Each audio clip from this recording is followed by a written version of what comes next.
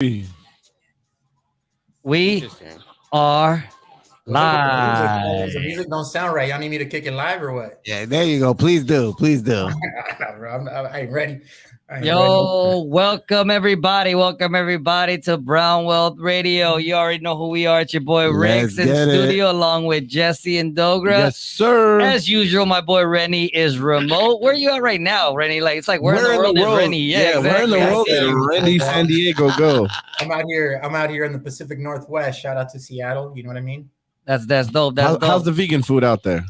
Actually, it's pretty good. There's this place called Plentiful. I'm gonna go ahead and shout it out. I enjoyed it. I had an umami burger with they let you pick. Umami burger? Umami. You can do Beyond, you can do Impossible, or you could do their own like veggie patty, and the veggie patty was on point, so it was really good. All right. So let's go ahead and recap last week's episode, man. What was your thoughts with the homie Maribel Francisco? Shout out to Maribel Francisco and Our Wealth Matters, man. She brought some fun, man. I think that was one of the most fun episodes we've had in a really long time. And we ran overtime and people still tuned in. So that was really dope. No, it was really dope. And I appreciate how real she was. Thank you for joining us. Yep. How real she was. We connected. You know what I mean? We were talking real life stuff. So it was really cool. Yeah, just to be on the same parallel path as her, you know, with Brown Wealth Matters and Our Wealth Matters, I thought was super dope. And she came with that fire, that live, and she had a really good time. And, you know, the invite's always available, and you know we got another great guest for today. We're gonna bring her on it shortly, but that's right. Jesse, do what you do, my man. All right, so let's see how we kick this guy. So, there we go. All right, dímelo, mi gente. It is Jesse here with the Brown Skin Investors, and we are welcoming you back. There you go. We don't know what's wrong with our audio today, so bear with us. But welcome. It's episode number 22.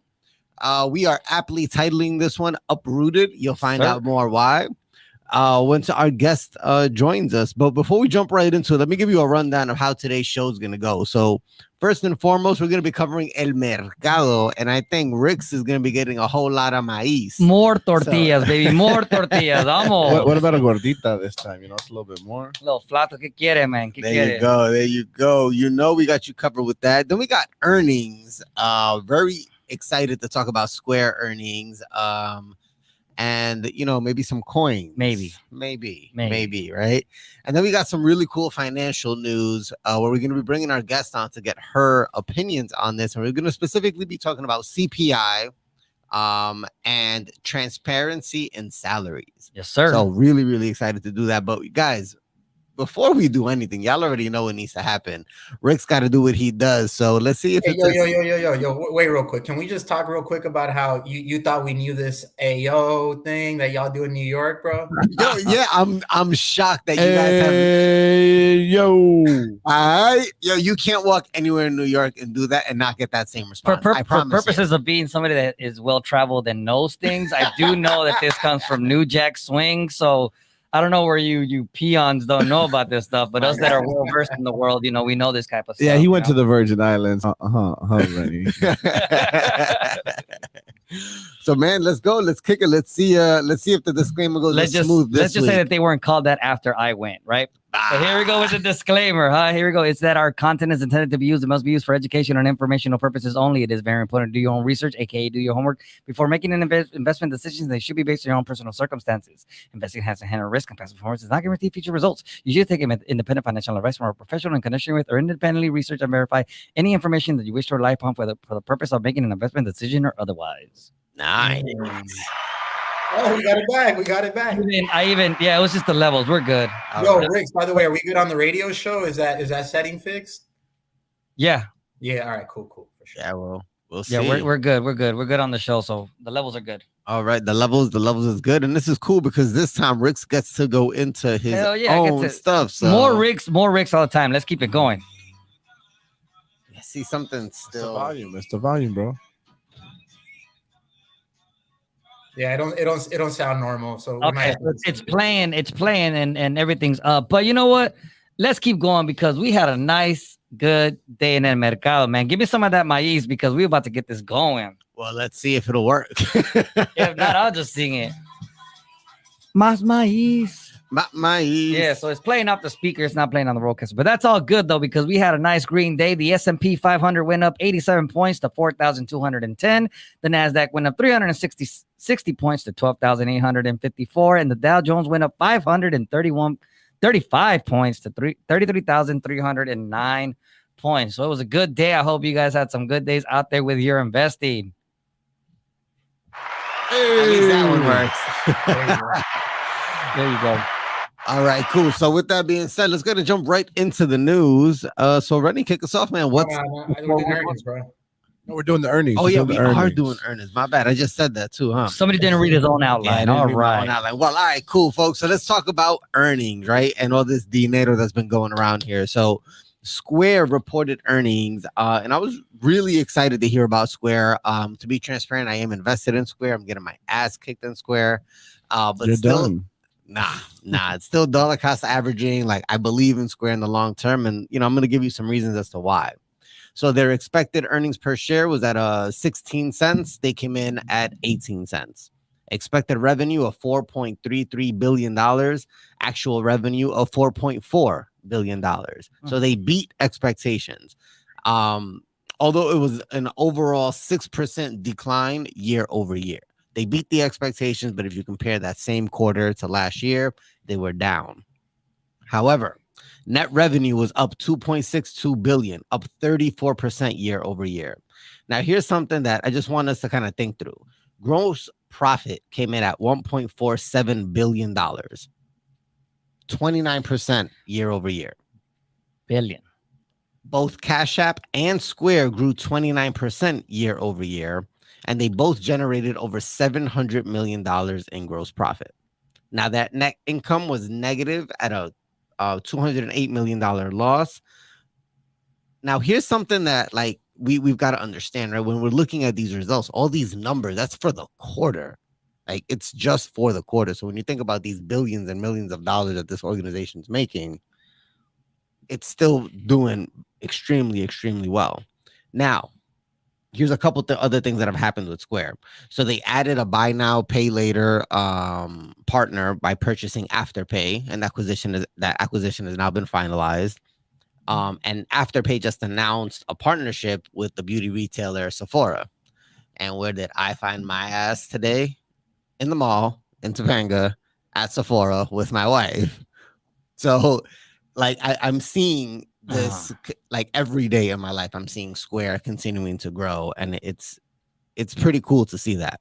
Now let's talk about their product suite. So they have Square Register, they got Square Appointments, they have Square Retail, Square Restaurant. Like, when you think about everything that Block is doing, it's not just Cash App, it's not just what you're reading in the news, right? Now listen to this. They have over 44 products launched across multiple markets. Cash App has 47 million accounts transacting in June alone. In June, they launched Roundup. So it's similar, if you guys are familiar with Acorns, where, it takes a little bit like the leftover of your money and then it invests it for you. So now Cash App is doing the same thing when people use their cash card. And now you can use it to either invest in ETFs or invest in crypto. So you're getting that option there. They have Cash App Borrow, where it's a short-term loan program up to $600 for a small fee. And you can either get that paid back via scheduled payments, or you can just choose to have your fees upped when you're transacting with Cash App. Okay. So either way, they're going to get their money. They have over 1 million people that are active during the month, and they ended the quarter with $6.8 billion in available liquidity. That means they got $6.8 billion ready to go, whether it's investing, acquisitions, mergers. I don't know, man. I don't know why people keep telling me that, Square is dead. I don't believe it. Damn, Jack's on fire. I don't think Square is dead either. I think, it's been a tough, 9 to 12 months. Yeah. For Square. I mean, I'm the trader of the group, so I had to get some of those losses back. I definitely bought a lot of dips and sold a lot of rips, and I missed this last rip, to be transparent. So I think with the results that it's showing, I'm eager to get back in. But like you said, right? If you just keep kind of dollar cost averaging, the reality is you're not as down as somebody who just stopped buying it when it dropped, right? So I think that's another thing to look at it. But I just keep thinking about Cash App and how much people use it, and I just don't see how Square over the long run doesn't, get that value back. So that's my take on it. Absolutely. That's awesome. That's some good information right there. And just seeing, obviously, as a lot of people do go into those type of transactions and they start using electronic payments a lot more. And as always, shout outs to the thread in the comments. Our boy Billy, thank you so much. Frank Gomez, thank you for joining. SQ all day. That's what he's about. Oh, that's right. That's all love right there. So it's good to see more. Shout out SoCal Swing Traders. I saw that post, bro. Got that money back today. Let's that's get good. it. That's good. There we go. All right. Well, the next company we're going to talk about is also in this kind of tech space, but it's an exchange. So let's talk about $Coin. Man, it was interesting to read through their earnings, man. So they had an expected earnings per share loss of $2.65 per share. That was what the consensus was. They were expecting that. These fools came in at minus $4.98. Wow, that's huge, right? Yeah, I mean, the way I look at it, it damn near doubled the expectations, and not in a good way. Expected revenue of 832 million versus an actual of 808 million. So again, missing on both. Interesting to see. Some keynotes is that revenue declined almost 64% compared to this time last year. Now, full year outlook was also lowered, and they reported last week. You guys saw, we reported it last week that they were laying people off. They confirmed today that they're looking to downsize their headcount by 18%. Jesus. Yeah. Let's see what else we have here. Coinbase reported a $1.1 billion net loss compared with $1.59 billion in net income the same quarter last year. And that's according to a letter that they sent to the shareholders. One of the biggest factors was a $377 million non-cash cryptocurrency related impacted charge. Coinbase's own cryptocurrency assets at the end of June were worth $428 million. Down from about $1 billion at the end of March. Over 40% of the cryptocurrency assets were in Bitcoin. Now, Bitcoin accounted for 31% of the transaction revenues this quarter, the highest level since the first quarter of 2021, while 22% of transaction revenue was associated with Ethereum. And Coinbase stock is currently down 62.5% year to date. So for people that don't understand it, including me, when we're talking about this much money being lost, is it because of the volatility of the crypto market, or is it just because of what they're spending? No, that specific one directly because of the volatility of the crypto market. I think so. I want to hold myself accountable for this one because in one of the first episodes, I called out Coinbase as a stock that I was excited about at the time. And the reason I was excited about it was because at the time, their fundamentals look really good. I remember sending them over to Jesse and being like, damn, like these guys are actually set up. But the amount of money they've lost in the last few months, like that whole case changed. So personally, I don't know if you guys remember, like episode 4 or 5, I called out that they had a gap to fill to the downside, and it filled it, and then it just went down. The interesting thing with Coinbase, though, is that it really, there's no news or catalyst that explains this recent upswing, because it's doubled in like the last month or so. And I think it's a short squeeze. So, to kind of share a little bit more about that, what that means is that when everybody turns negative on a stock, sometimes they'll go ahead and squeeze those shorts. And now when you're bearish on a stock, in other words, you think it's going to go down, right? You're short on it. And then if you are bullish, you're long on it. Well, in this case, I think the sentiment was so negative that, the market makers didn't want to pay out on that. And as a result, they bought up the shares. So I think you got to be careful with this one because the fundamentals tell a whole different story, but it might be worth the trade. So I don't know. Shout out to Frank again in the chat. I don't know what he thinks because he's an expert at this, but this is another one that I've been writing up and down, but I'm not really interested in it long-term anymore. I think the case would have to change. But to answer the question, part of the reason they're down a lot too is because they're not collecting those fees, right? Basically everybody who was trading, like they're now on the sidelines now, right? Like they're waiting for crypto to bottom, and whether or not that'll happen, we don't know. But that's, I think, one of the main reasons that they're down. Shout out to Matt in the chat saying Coinbase needs a good cold wallet. He rocks with Ledger. So Renee, how does it make you feel considering what we just talked about with Coin, but then the news that just came out that BlackRock is going to be quote unquote partnering with them? That's major. I mean, I think that's major news. I'm sure BlackRock would have done some due diligence, but I mean, to me, there's just a couple of things. I really judge a company based off how they treat people. And I think this whole thing with them doing offers and then re-signing those job offers before they could even jump on, like that right there, right away, like I am fucking with you, right? Yeah. The irresponsibility around like how much their financials have gone down in the last few months and the decisions they made.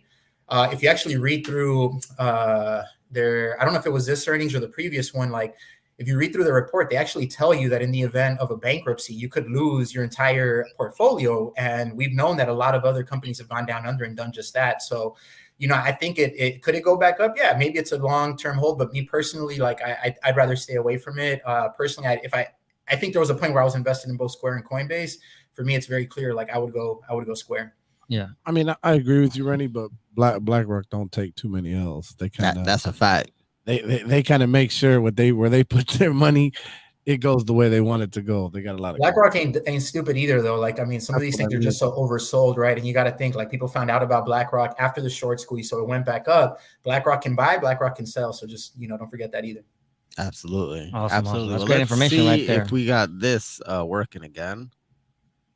Nope, we don't. Nope. So, with that being said, folks, we're going to jump into our What's the 411 segment. Yo, what's the 411? Yeah, what's the We're 411? gonna bring on our guest first, right? What's the 411? Yes, absolutely. So before we actually jump into the news, let's go ahead and introduce our guest. Our very special guest today is the founder of Uprooted Talent, the creator of the Woke Shop. Boom. And now, correct me if I'm wrong, but you are also the daughter of immigrant parents from Mexico. Let me get her on screen Boom. so you guys can see our wonderful guest. Yep. A first-gen Latina here in the U.S., raised by a single mom. And what I thought was so cool that I definitely need to hear more about was you helped lead your community defeat one of the largest retailers in the U.S. while you were in high school. I don't know about y'all, but in high school, I was trying to get dates. Yeah. I wasn't trying to save my community. So Yep. shout out to this amazing person. So welcome, Stephanie Castellanos. Yeah, Welcome. welcome. Hey, there you go. Don't forget a fellow Bruin, baby. Yes, sir. Oh, my Look bad. at us. Look at us now, full circle, Look at 15 years later. That's awesome. Who would have thought it? Who So would've again, thunk it? thank you so much for joining us, Stephanie. Just give the audience a quick introduction to yourself, what you're doing with us, how you know us, and then what you're doing. Yeah, well, I mean, thank you for that introduction. That was a pretty good one from my bio. I know you got that from there, but just to give a little bit more background. Stephanie Castellanos. My pronouns are she, her, and ella. I'm going to say first and foremost, I feel like I stand here because of my community. And I know, Rix, you and I have that in common. So I always shout out Inglewood up to a lot of good. We're up to a lot of good. All the good. All the good. So much good. I say that all the time too. So I feel like empowered because you think of Inglewood and you think Inglewood. Oh, was up to no good. And then I start dancing. Look at us. We're talking about building wealth. We're talking about breaking, norms within workplaces. So that's really what I do. So I went to UCLA with y'all, met you all probably first year, first summer. First year, yep. Little Red Riding We're not Hood. going to say what year. You know how that goes. Yeah, back when I thought I was going to be a doctor at one point, which is totally not where I ended up. Well, you're still schooling people, so keep it up. We're doing community work, and I think that's actually, you're leading me to a good segue around what I do and a little bit of introduction. So I really you talked a little bit about growing up with a single mom.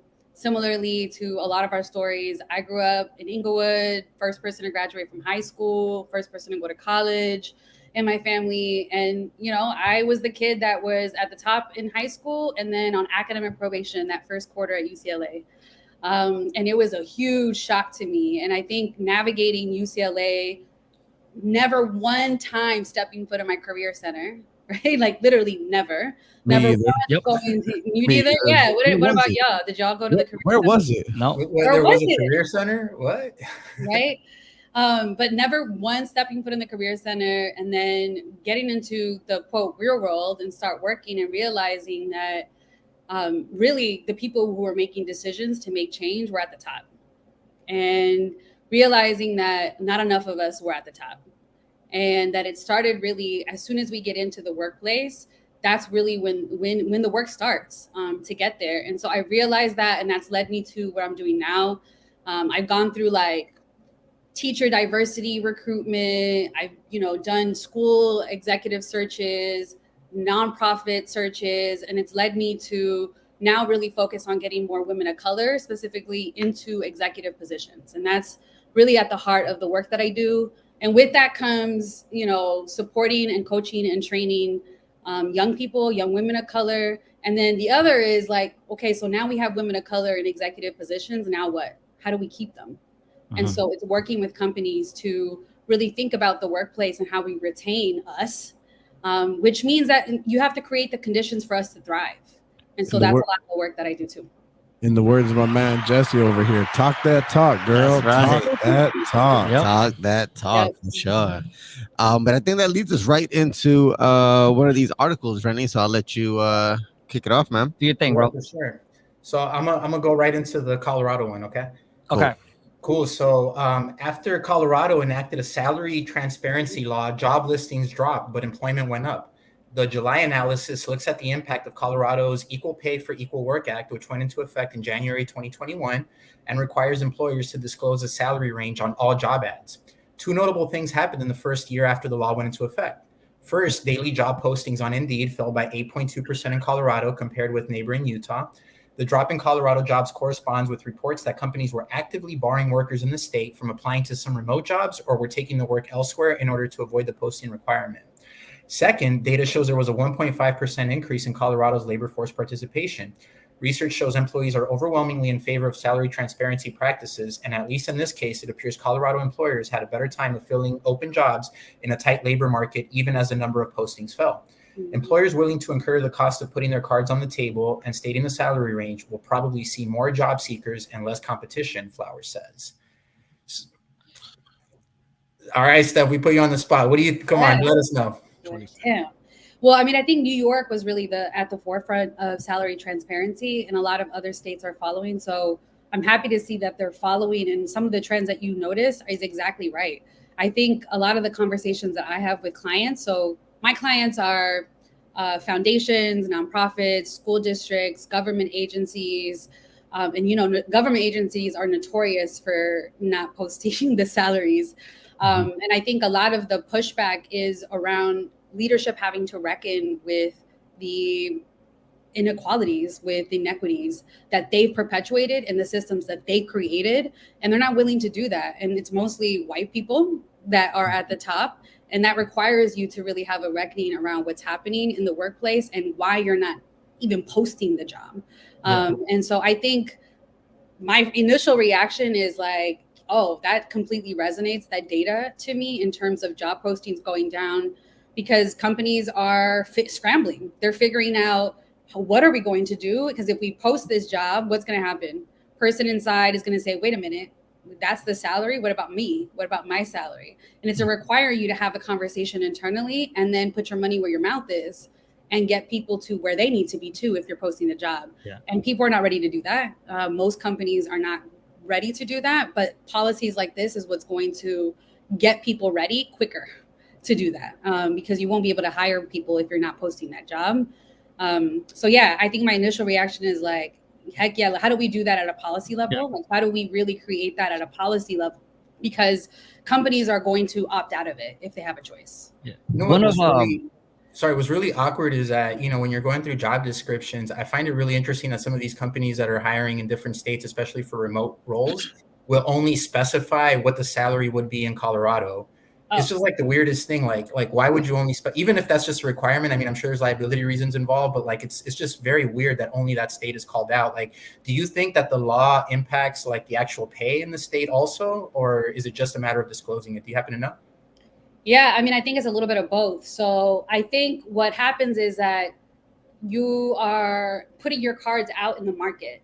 And so that means that your competitors, the people who you are supposed to call your competitors, even in a nonprofit space, social impact space, we have competitors, right? We have people who do similar work that we do, and you're competing for top talent. And so if you have to show your cards, then you're pushing others in the market to show their cards. The other thing I think is that a lot of companies have to then think about, well, what's my talent philosophy? Because what happens is that most organizations, when that happens, is because they pay people different depending on where you live. So a company's talent philosophy could be like, well, if you live in the Bay, we pay you more, right? Because cost of living is higher. If you live in Seattle, I'll pay you less for the exact same job, right? So what's happening is that is forcing companies to think about, well, do I pay the same salary in Colorado alone, or is it apply across just because you're doing the job or not? And that means that's a lot of work. That's you having to reckon again with your talent philosophy. What is it? And if you're not clear on it, everything else is not clear.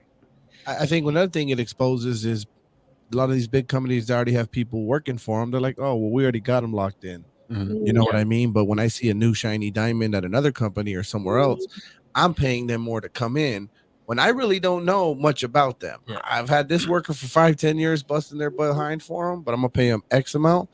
And I'm going to pay this new person more just because they look like they're a shiny diamond at another company. And it goes to actually one of my favorite posts that she had. It was you talking about the red flags in actual job descriptions. And I loved it. I loved it so much. And there were some like, oh, it's a fast pace, get ready to hit the ground running. We're a family atmosphere. And I just love how you twisted it and how you showed. She untwisted it, bro. She untwisted it. Unwound that. Uprooted it. No. Yeah, there you go. She flipped it on them. But like, just kind of give the audience there a little bit. We're coming up on that break, I think, bro. Right? Yeah, we're a minute away. So we got time. He got it. Relax, man. Quick 1 minute on some of that. Yeah, I mean, I think a lot of the toxic indicators of a job is you can see it from the get-go, and that's from even the job description. Do they value institutional capital? How many degrees? Do they value how many years of experience and tell you, oh, this person, if you don't have this many years of experience, then you can't do this, right? So they have a certain value on number of years of experience and what they see as a skill. And the way that they frame everything has exactly to do with how their culture is. Who do you value? Is white supremacy something that you center? Are you centering whiteness in the way that you approach and coach people? So anyway, we'll talk about it soon. We are now at the commercial break and we'll see you soon. 3 minutes. Less spending power, things like video games. Hey, Michael, that's a dope ass shirt. What is that? You know what it is. I only rock the Flyers gear, and the Flyers gear can be found with TGN Radio. Where did you get it? TGNradio.net. Go onto the page, click TGN Shop Store, and you can get everything you need. I'm getting mine right now. And make sure y'all do the same. Go get your TGN merch. Enjoy your show.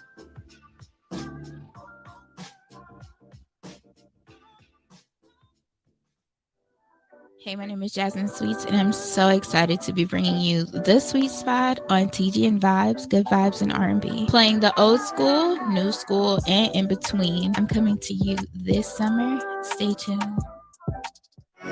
What's up, friends? It's Iron Friends. We're here at the Podcast Pit LA. It was so fun. We came to rep the IE. I think we did a pretty good job. So shout out to the Podcast Pit for having us. Shout out to TGN. You guys should definitely check them out. You should check me out, Saul V. Gomez. Y'all can find me at I Know Caesar on IG. You can find me at airbear_IE on IG. And you guys can find the podcast at Iron Friends on every social media network except for OnlyFans. That's coming soon. So stay tuned. So follow us and follow TGN Podcast Pit. Have a good day, guys. Yo, what's up? This is Rix. Yo, this is Rennie. What up? Dover in the building. Let's go, family.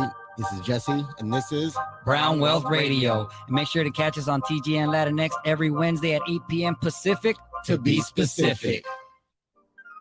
It's back, Jax. Have you heard? It's back. Michael, what are you talking about? What's back? The Podcast Pit. It is returning Monday, May 23rd. Brand new venue. Oh my God, the Podcast Pit is back. Exciting. Where's it at? It's going to be at Jax's Daily at 7:30 p.m. I know where that's at. That's at 11168 Washington Boulevard in Culver City. So, Jax, will I see you there? Oh, you know it, baby.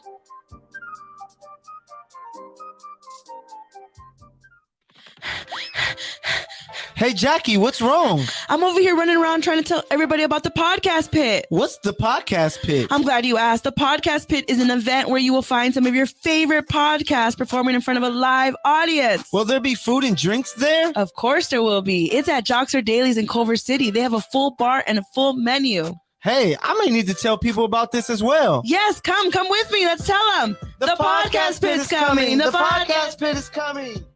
Sundays just got sweeter. The Hub Radio presents First Sundays Open Mic, hosted by Hub City Dre, DJ Gamma Ray, and the First Sundays Band. They're inviting all singers, rappers, comedians, and poets to show up and show out. Sign-ups begin at 6 p.m. Sunday's Open Mic will take place every first Sunday of the month. It's just $10 before 8 p.m. and $20 after, so arrive early. All right, welcome back, everybody. We are Brown Wealth Radio here on TGN Latinx on the Good News Radio Network. It's your boy Rix in studio with Dogra and Jesse. Rennie's remote again, and our special guest Stephanie Castellanos from Uprooted Talent. And as always, you can follow us on social media at the Brown Skin Investors, where we have amazing guests lined up for our shows in the near future, and we'll be posting them out. Also, guess what, guys? What? The podcast pit is coming. What? The podcast pit is coming. Great place where podcasts come out and they get to see you live, because you guys could catch us live August 22nd. Earlier today, I said August 15th. That was psych. That's the wrong date. It's August 22nd at Jockster Dailies in Culver City, where the podcast pit will be coming.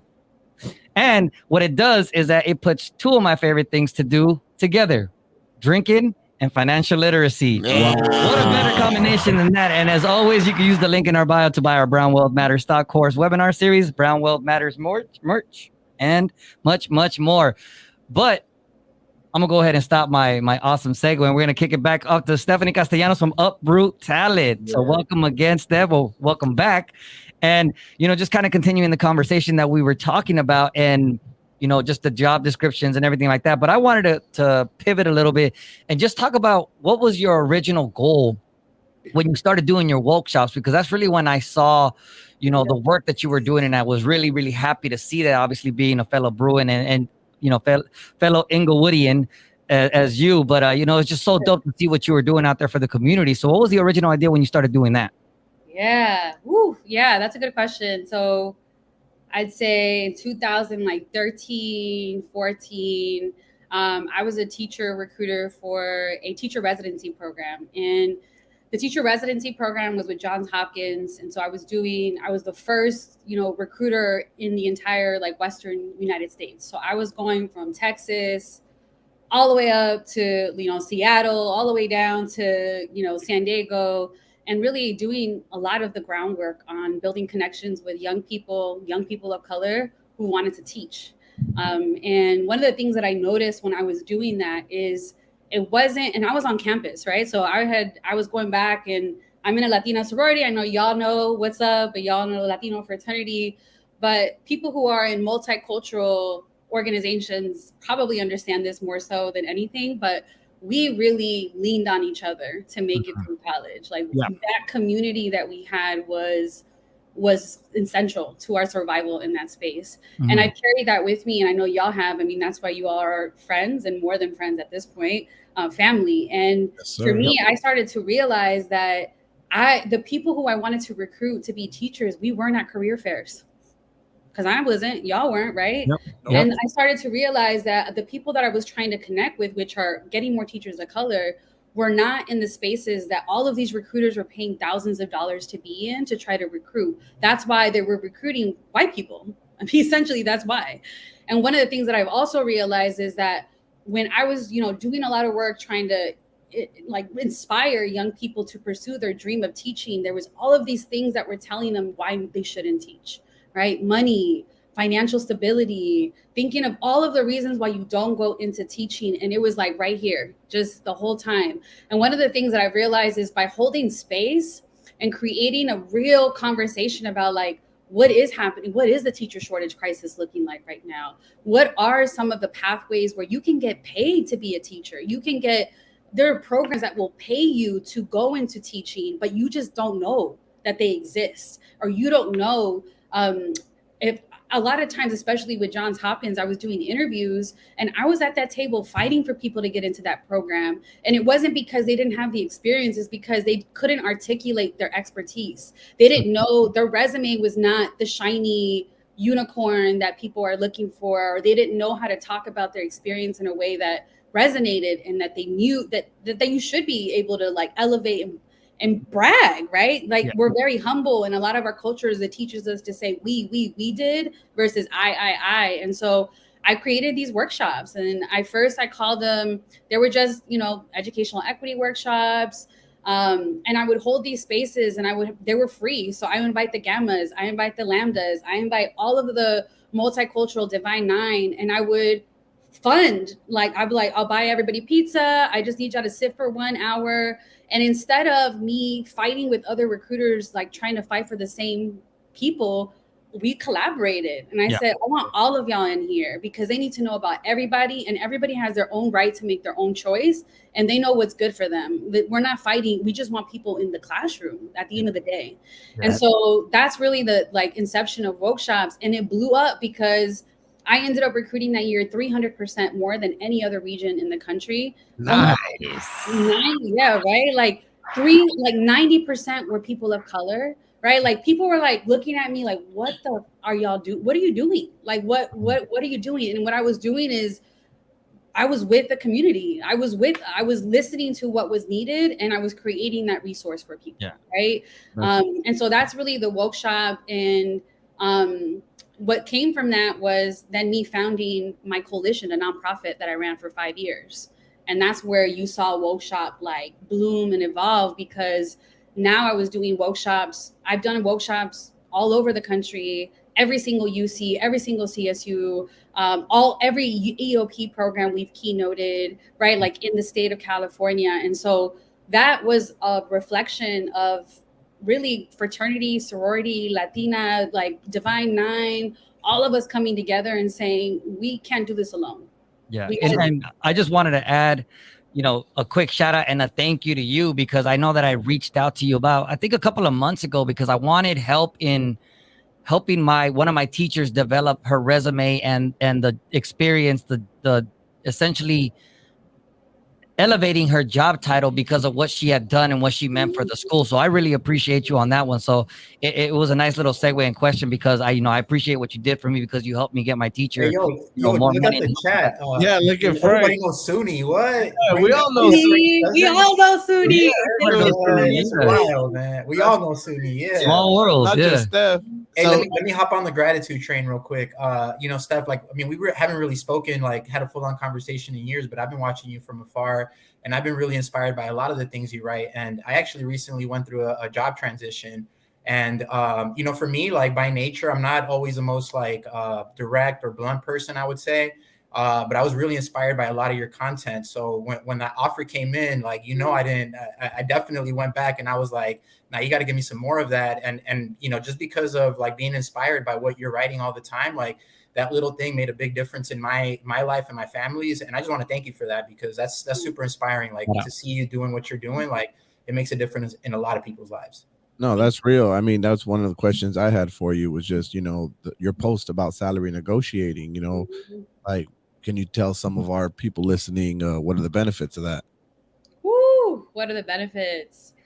I mean, you talked a little bit about it now. Are there any financial stability for your family, right? We're talking about building wealth. We can't build wealth if we're living paycheck to paycheck. And I know for me, that was all me, even in my 20s, I was feeling I cannot get out of this paycheck to paycheck until my mentor is 10 years older than me, another Latina. And she was my first boss out of college. And she was the one that was no, you got to negotiate. You got to ask for more. And I had no idea that I could do that. I was just happy I got a job. Exactly. I think that's where you hit the nail on the head. And some of the stats that she shared too, some of the stats that you share where you said, typically 25% of the people that ask for a raise end up getting more than what they asked for, and just the amount of success rate that there is, and just simply asking for more based on what you can do. So, and I think you were right with the biggest problem. What you just said, you just said it. We were just happy to be there. We're happy to get that job. What do you mean ask for more money? I can't believe I even got this. You know what I mean? And I think that's what we need to change. That's the perspective we have to shift. Yeah, it's the perspective that I'm doing y'all a favor by being here. Right. And I think there's no room to be humble when you're thinking about your salary or negotiating or an offer. It is the moment to be least modest and to really double down on not just your professional experiences, but you have so much more than what you bring, your titles, what you've done, what you can produce. There's so much more to you. And sometimes we forget to center that. And that's what makes you different than, you know, Bob, you know, like that's, it's not you, that Bob might have whatever else on you in years of experience, but he's not you. You bring a lived experience. You bring growing up in the hood. You can't learn that. I can't teach you that lens and perspective. Being the first to grow to college, like all of the experience and struggles that you went through, you know, educational equity because you had the inequities, right? Well, So sorry, I was just gonna say real quick because you Bro, posted, said real you quick. put up a fire post today in on your LinkedIn, right? Like where you touched on the importance of lived experience. And I got to say, you're probably one of my favorite follows on LinkedIn because LinkedIn is kind of boring sometimes. It's kind of dry. You know, you come in with that fire and you talked a little bit about how, you know, even when we refer to each other as educated Latinas, educated Latinos, like we have to be careful about disregarding that lived experience, right? And I think that that's something I don't even think I thought of, like as I was going through my recent job transition. So as you've worked with different people out there, like what are some of the things that you think we don't tap into when it comes to that lived experience? yeah, I mean, I'll give you a perfect example. So I stalk people on LinkedIn as for a living as a recruiter. Proudly do that. And I saw somebody who had on their LinkedIn, this is somebody who's an executive, a chief already in their role. And in their professional experiences, right under their chief of human resources role, they had chief caregiver officer. And in the description, it talked about how he helped his mom, who is a cancer survivor, go through chemo, like go get their medication, take them to, like all of the things that you go through as a caregiver. You learn so much from that experience, and often we don't center that. You wouldn't have thought about. Who would have thought of putting that on your resume, right? And so that's really it, right? It's really like reframing and all of the transferable skills. Like an example, also, like if you want to know where I started being a recruiter, I was a club promoter. Y'all remember that? I do. I remember A-list. So it's the club promoter to recruiter pipeline that I'm supporting here, because really, like being a club promoter, people thought I was just partying, you know, and cool. Yeah, I was, right? I had a good time in college and can't deny that. But also what I was doing is building my social capital, right? And that is something that especially first gen people struggle with. That's I know somebody out here, that's why I get the job. Or, hey, do you know, right? Like those are the types of things that we need to start building from scratch to build wealth, to build capital. So for me, I think centering lived experiences, like unconventional. I used to work at In-N-Out, flipping burgers, right? I learned a lot from working at the busiest In-N-Out at LAX, right? But people would never think about that as some of the experience has shaped who they are today, because we're so focused and honed in on like degrees, titles, salaries, like how much we're making, that we forget all of the other things that led us there. Yep. And shout out again to Frank Gomez, because he just shouted out Collegiate Circuit. Can you show that real quick? Because that was more OG than MySpace. Yeah. That was more OG than Facebook. That is more OG than IG. Low baller. You know. Damn, yo. So shout out to them. Yeah, Collegiate Circuit, man, how did they not like blow up, bro? They should have been number one. They were on the ground floor, fumbling the bag. Yeah, right and there. people were to come out.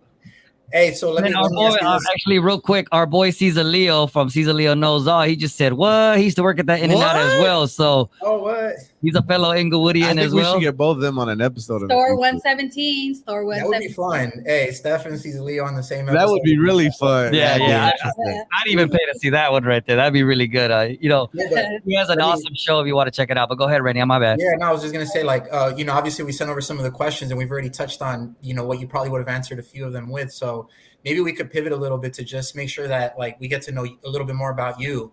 If you're comfortable with that, like, so I know you've had a couple like big accomplishments like in your life. I don't know if you want to touch on them, because we're always wanting to celebrate those big accomplishments that people in our community make. So what's been going on? Well, I just won. I bought a house. Yeah. Congratulations. I'm in the burbs now. So I left Inglewood. My heart breaks, but I cannot afford a house there right now because it's real. Where you at now? I'm in Whittier. Oh, yeah. really? So word. I'm trying to get out there, Steph. So hopefully we'll be neighbors. I love Whittier. I will tell you, it is a hidden gem in LA. Yep. I love it, and it has some of the best school districts in the Yeah. states. Yeah. All right. So true or false? Are the girls prettier in Whittier? Whittier, where the girls are There's some prettier. fine girls in Whittier for sure. Yeah. It's good to know for everybody else, but not me. I'm a married man. So Yeah. Sorry, go ahead. no, go ahead. Keep going. Keep talking your shit. Go ahead. What was I saying? Oh, so Bought a yeah, house. bought a house, launched a business. That was pretty huge. That meant that I quit my 9-to-5, which was also huge for me, and took a leap, bet on me, launched this business in about 3 months. So y'all talked about LinkedIn being boring. I agree. It doesn't feel authentic. It doesn't feel like a space where we could be who we are, at least, right? Although I try to show up as authentically as I can, as you see through my posts, but it still doesn't feel good. The reason why I bring that up is because Uprooted Talent right now is an executive search firm. And also we do DEI trainings, essentially workshops for companies. What I'm most excited about, to be honest, is this new project that I'm about to launch. And some of y'all are a part of the Uprooted Talent Network. It's a free Facebook group that I created like 4 or 5 years ago. I post jobs, resources, and connect people to jobs, right? That's only for people who identify as Black, Indigenous, people of color. Similarly, I'm launching a LinkedIn, but for people of color only. And it'll be for people who are in social justice and social impact work.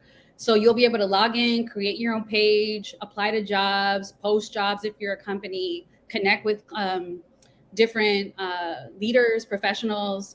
And the market is really like mid-level to executive positions. So you can bet that there'll be thousands, is what I envision, of jobs that you can like seek through, but also connect more authentically. So your page is not going to be like your resume.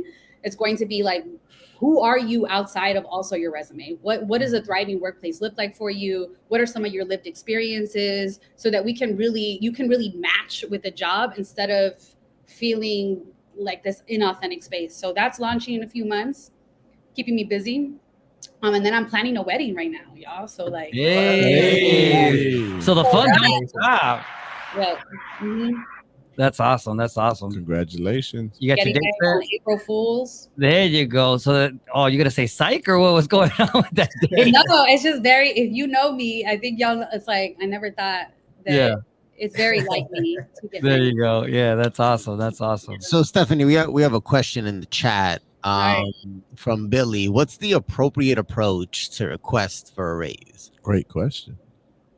Yeah, I mean, so I'm assuming that you are already in the company and you're going to ask for a raise for a position. So the first thing that I would do is you have to do your market research. So some places you can go like salary.com, comparably, payscale.com. If you're in the nonprofit space, you can go to glassdoor.com. But essentially, you want to go and do your market research and know for this position, what is the average salary band or the range for that position.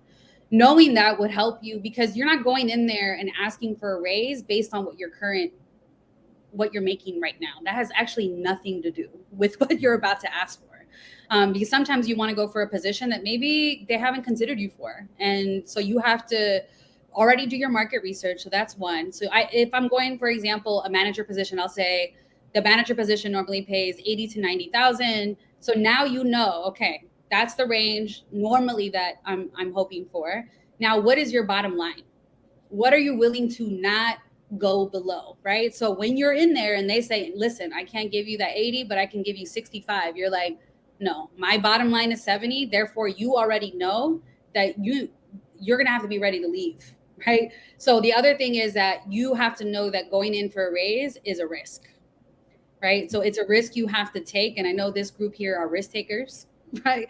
But it is a risk you have to take, because if they say no, which 15% of people actually get a no. So your chances are pretty high, right? If they say no, you got to be ready to bounce, because you're not going to want to be there if they say no to you, frankly. The other thing you want to do is you want to make a list of, I would say, if you're already there, 3 things that you're most proud of, right? And I don't mean like I was able to do A, B, and C. I need you to be very specific and quantitative, right? So that means that, hey, 2 years ago, y'all were making this much of revenue. Since I've been here and I've been doing this work, we've increased our revenue by 200%, right? That's like a fact. It is evidence and it is evidence-based. A not good way to approach this is saying anything about how you feel, right? When you go into a salary negotiation, it's about facts, not feelings. Never about your feelings, right? So saying something like, oh, like I just had a baby, I'm about to get married, I need to get that. No, like you got to cut all of those personal reasons out of your reasoning. Once you have your three, like, what are the three things that I want to do? Then you want to break that down and say, what else from your lived experience has shaped you, has prepared you for this position, right? So this is your moment to think about, well, I'm doing educational equity work, and this is when you start to bring in some of your personal lived experience, right? Or I'm working in construction, and I've been doing this with my dad since I was 12, right? Like those are the types of things that you want to talk about.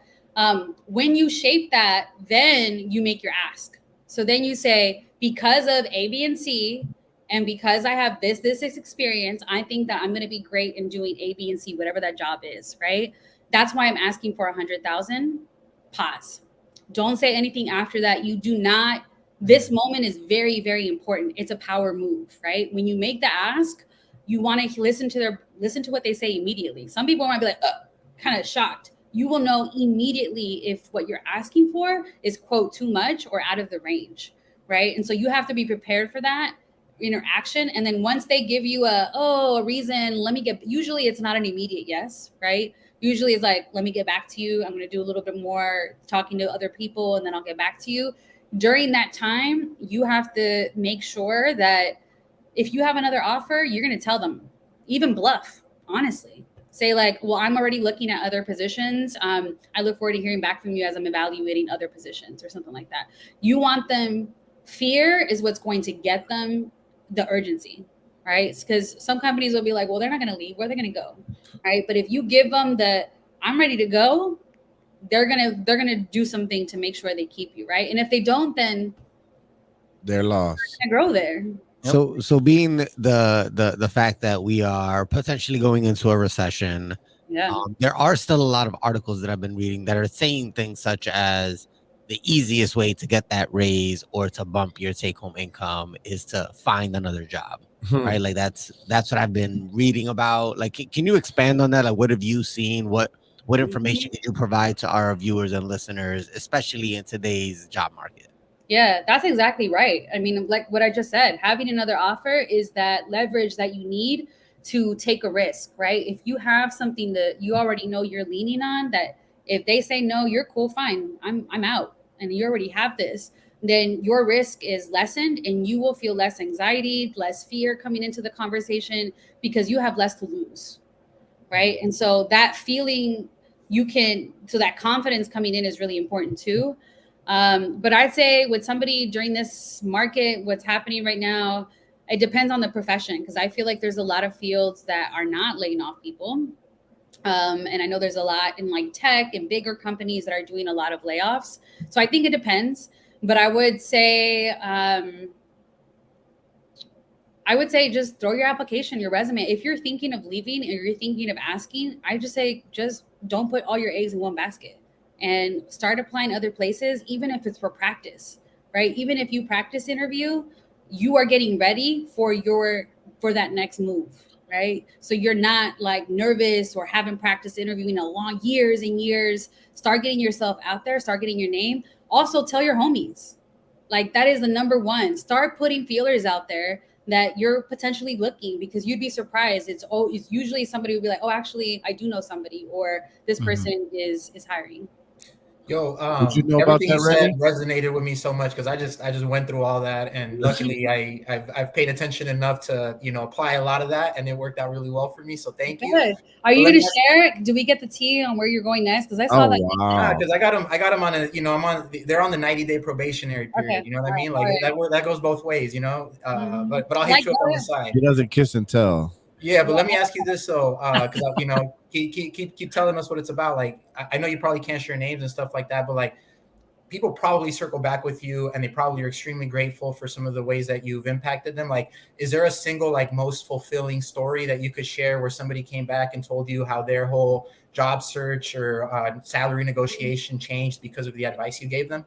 Yeah, it just happened to me. I was tripping out. I was one of those moments where you're like, I get very, I mean, I'm an Aquarius. I try to pretend like I'm not emotional, but appreciate honesty. I was in a pool in Cancun, drinking, having a great time, and some girl who I don't know randomly comes up to me. I'm in the pool. I feel like, what is this girl doing coming up to me? And she comes back to me and she's like, "Hey, are you Stephanie?" And I was my partner's like, "No, you did not run into somebody out here," because I usually do run into people, but like I was even surprised. She's like, "I really just had to tell you that you posted a job in the Uprooted Talent Network. Back then it was called the Purpose Hustle Network. You posted a job in the Purpose Hustle Network. You told me to apply. I sent you a message. You told me to apply. I ended up applying. You looked at my resume before applying. I didn't even know the girl. She said, 'Hey, can you look at my resume?' I said, 'Sure, I'll look at your resume.' I looked at her resume, gave her some quick feedback. Now she's living in a whole other state, whole other job, living a whole other life, right? And she was like, I got to tell you, like, I met my life partner now in this new state. Like, I wouldn't have moved there. I wouldn't have, like, this was all from like a post that I saw you and you like reaching out and telling me to apply. I wasn't going to apply. And I was like in Cancun, drinking my drink, like about to cry, like what?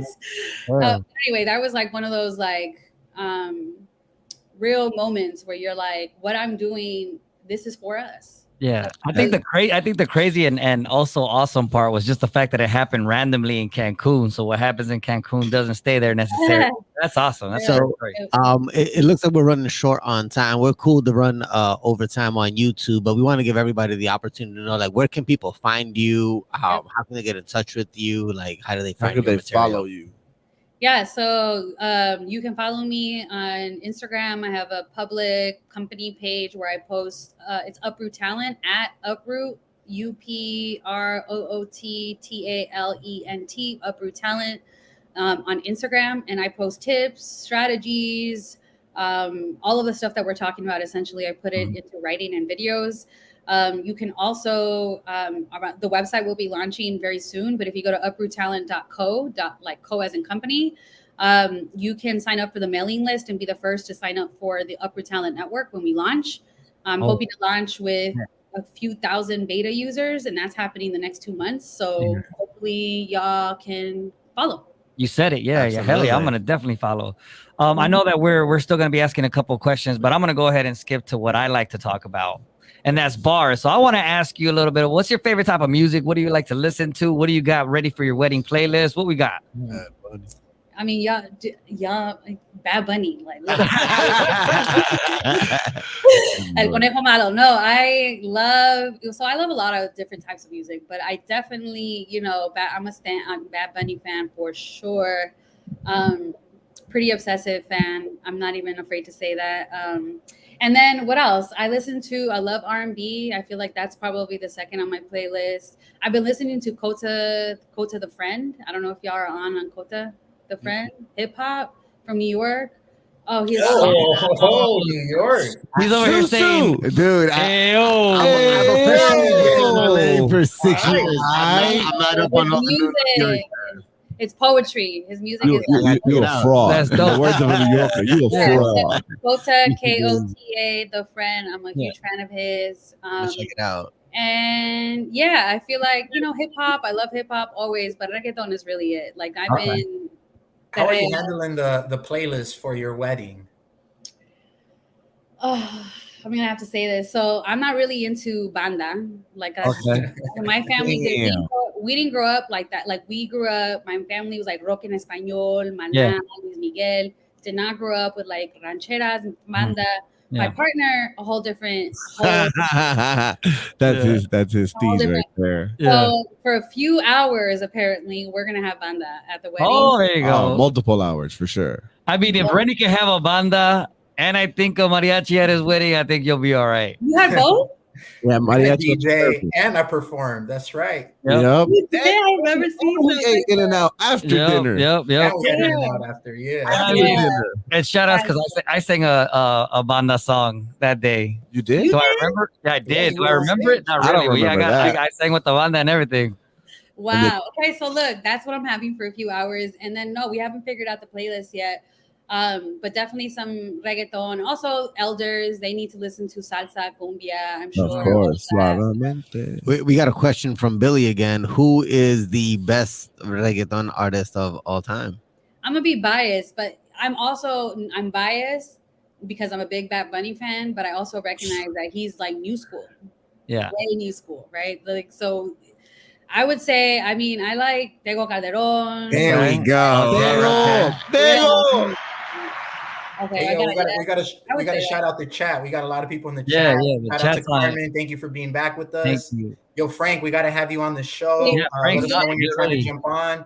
Oh, Ingrid, what up, Ingrid? How you doing? It's good to hear Love from it. you. Ingrid said she can't wait to see Steph two-stepping the banda. You He gonna learn today. Yeah. You Hey, gonna hey, I'm learn. sure you're gonna be good at I it. would I actually learned how to two-step at my wedding. And Yeah. actually, I didn't learn. I just did the best I could. I'd actually pay to see Steph get hyphy with banda. Now that would be that was us in would college. be interesting. That was us in Yeah. Well, college. listen, my friend Lisette, who used to be nicknamed Hyphy in college, Mhm. she's gonna get mad that I just said that. She'll be there, so you know we're gonna be a Hyphy when she's there. There you go. Yeah. That's awesome. Any question for us? Anything that you want to ask us now that we're here in a platform? Yeah. Let us try to put you on some games that you've been putting. Yeah, us on. please put me on some game. Damn, that's it. I feel like I'm just really happy for like it's really dope to see you grow and evolve in such like it's just hearing y'all talk about stock and all of these things and then just flashbacks of the castle. The castle, baby. Oh, I lived there 3 years, baby. But you know what I mean? Like we have just grown so much, and it's beautiful to see us still being real, still being authentic, still being in your true form, who you are.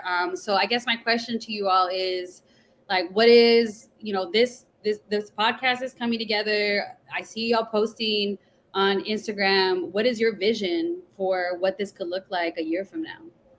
I know everybody's looking at Jesse right now, right? Yeah, we are. He's the PR person of the group. Well, I think it all stems from our passion to give back to the community, right? So everything that we do stems back to how do we teach this to our community, regardless of where they're from, right? So we started with the podcast. We've started with the webinars. We started with the webinars. We jumped on the podcast now. We're looking into getting into trucking. And then taking our learnings from that and then helping our community also get on the opposite side of that trucking business, right? Instead of being the drivers and the loaders, they'll be the owners and the dispatchers. So really it's to get it as big as possible and make as big of an impact as possible to show people of color that there's more than one way to get to our ultimate goal. Yeah. Right. And then just continuing to build on the financial literacy and starting with teaching them young. Like these guys, they did me a fabulous favor just a couple of years ago where we gave the webinar series to my students before they graduated. So to know that I had 70 kids going out to UCs and Cal States with the knowledge of being able to understand what long-term investing is and what it looks like and what the benefits are it, it's what pays for itself. Yeah. So on that note, if you jumped on tonight to watch Steph, please do us a solid. Go ahead and look up the Brown Skin Investors on Instagram. Yep. Make sure you subscribe to the YouTube channel, help us out a little bit too. And then what I'm going to add to what they said is, I think the financial literacy is important, but I also think it's really important to feature people who look like us who are doing amazing things in their respective fields, right? And that's why I had reached out to you a couple months ago, because it was my goal to have you on the podcast, because I'm personally inspired by what you're doing. I think more people need to be exposed to that type of information, because really, like at the end of the day, it's about leveling the playing field, and it's about making sure that we can get ahead, together as a community. So the fact that you're on tonight is a huge goal that's been accomplished. So I just really want to stop and thank you for making the time. I know you are busy. I know you got a lot going on, and we are very humbled by the fact that you joined us tonight. So thank you. Yeah, congrats on the house, the wedding, the work. Congrats to all of that. It's dope to see you moving on up, and Inglewood always stays doing good. Always. Shout out to Ingrid, my bestie, who just had, she's an author and has her book series out for girls of color. So Oh wow. We got Ingrid. Ingrid got to be on the show too. whatever. Yeah, She's we just talk like an about that. author, a children's book author. No whatever. big deal. wow. No big Yeah, I deal. think There you go. Ingrid Dust needs her to- shoulder off. Well, for the us.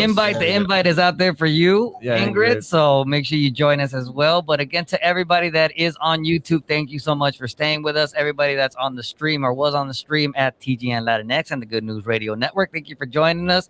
This has been another amazing and really, really fun episode of Brown Wealth Radio. Thank you so much again, Steph, for joining us. And to everybody that's at home, hasta luego. And we can't wait to see you guys next week at the podcast pit. No. Not this week, bro. Next week. I'm gonna put it in the post. 2 Don't worry weeks about it. out, I'm just so 22nd. excited. I'm just so excited. What's crazy is we never have enough time, man. Like, Yeah, we but I didn't don't know even why get he's trying to end it. Like, he's trying to get us out of here Yeah, already. we did already. I It's just all thought that we good. were signing out. I thought it was a good time. It's all I thought it was good. cool, but Sign shout off. outs. Thank you so much. Nah, but for real, thank you so much. We'll let you go do your thing. Appreciate all the nuggets you dropped. Thank you. Love y'all. Bye. Thanks. Nice seeing you.